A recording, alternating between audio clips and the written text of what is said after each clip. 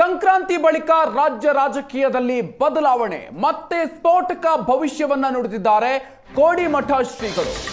ನಿರೀಕ್ಷೆಗೂ ಮೀರಿದ ದುಃಖ ಭಾರತಕ್ಕೆ ಬರಲಿದೆ. ಕೋಡಿಮಠದ ಶ್ರೀಗಳ ಭವಿಷ್ಯ ಇದು. ಸಂಕ್ರಾಂತಿ ಬಳಿಕ ರಾಜ್ಯ ರಾಜಕೀಯದಲ್ಲಿ ಬದಲಾವಣೆ ಆಗಲಿದೆ. ನಿರೀಕ್ಷೆಗೂ ಮೀರಿದ ದುಃಖ ಭಾರತಕ್ಕೆ ಬರಲಿದೆ ಅಂತ ಭವಿಷ್ಯ ನುಡಿದಿದ್ದಾರೆ. ಯುದ್ಧ ನಿಲ್ಲೋದು ಸಂವತ್ಸರ ಪರದಲ್ಲಿ ಕಷ್ಟ. ದ್ವೇಷ, ಅಸೂಯೆಯಿಂದ ಒಂದಿಬ್ರು ಬಲಿಯಾಗ್ತಾರೆ.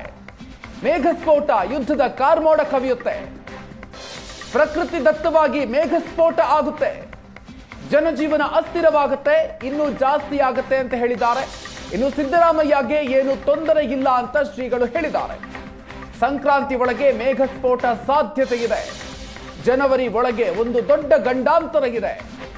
ವಾಯು ಪ್ರಳಯ, ಭೂ ಪ್ರಳಯ ಆಗುತ್ತೆ. ಇದು ಕೋಡಿಮಠದ ಶ್ರೀಗಳ ಭವಿಷ್ಯ.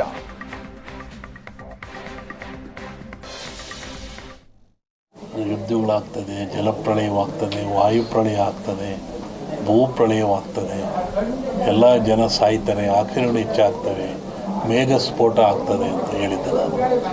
ಇನ್ನೂ ಒಂದು ಮೇಘಸ್ಫೋಟ ಆಗೋದ್ರಿದೆ.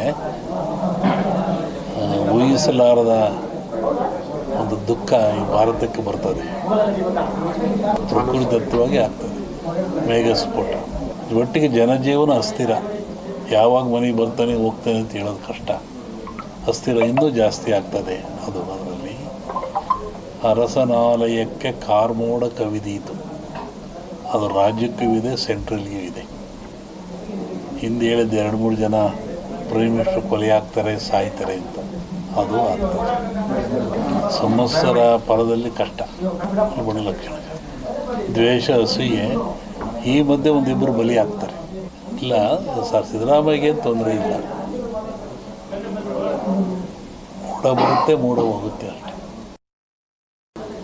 ಯುದ್ಧಗಳಾಗ್ತದೆ, ಜಲಪ್ರಳಯವಾಗ್ತದೆ, ವಾಯುಪ್ರಳಯ ಆಗ್ತದೆ, ಭೂಪ್ರಳಯವಾಗ್ತದೆ, ಎಲ್ಲ ಜನ ಸಾಯ್ತಾರೆ, ಆಕ್ರಮಣ ಹೆಚ್ಚಾಗ್ತವೆ, ಮೇಘಸ್ಫೋಟ ಆಗ್ತದೆ ಅಂತ ಹೇಳಿದ್ದೆ ನಾನು. ಇನ್ನೂ ಒಂದು ಮೇಘಸ್ಫೋಟ ಆಗೋದ್ರಿದೆ. ಊಹಿಸಲಾರದ ಒಂದು ದುಃಖ ಈ ಭಾರತಕ್ಕೆ ಬರ್ತದೆ. ಪ್ರಕೃತಿದತ್ತವಾಗಿ ಆಗ್ತದೆ ಮೇಘಸ್ಫೋಟ. ಒಟ್ಟಿಗೆ ಜನಜೀವನ ಅಸ್ಥಿರ. ಯಾವಾಗ ಮನೆಗೆ ಬರ್ತಾನೆ ಹೋಗ್ತಾನೆ ಅಂತ ಹೇಳೋದು ಕಷ್ಟ. ಅಸ್ಥಿರ ಇನ್ನೂ ಜಾಸ್ತಿ ಆಗ್ತದೆ. ಅದರಲ್ಲಿ ಅರಸನಾಲಯಕ್ಕೆ ಕಾರ್ಮೋಡ ಕವಿದೀತು. ಅದು ರಾಜ್ಯಕ್ಕೂ ಇದೆ, ಸೆಂಟ್ರಲ್ಗೂ ಇದೆ. ಹಿಂದೆ ಹೇಳಿದ್ದು 2-3 ಜನ ಪ್ರೈಮ್ ಮಿನಿಸ್ಟರ್ ಕೊಲೆ ಆಗ್ತಾರೆ, ಸಾಯ್ತಾರೆ ಅಂತ. ಅದು ಆಗ್ತದೆ. ಸಂವತ್ಸರ ಪರದಲ್ಲಿ ಕಷ್ಟ, ಬಡ ಲಕ್ಷಣ. ದ್ವೇಷ, ಅಸೂಯೆ, ಈ ಮಧ್ಯೆ ಒಂದಿಬ್ಬರು ಬಲಿ ಆಗ್ತಾರೆ. ಇಲ್ಲ ಸರ್, ಸಿದ್ದರಾಮಯ್ಯಗೆ ತೊಂದರೆ ಇಲ್ಲ. ಮೂಡ ಬರುತ್ತೆ, ಮೂಡ ಹೋಗುತ್ತೆ ಅಷ್ಟೆ.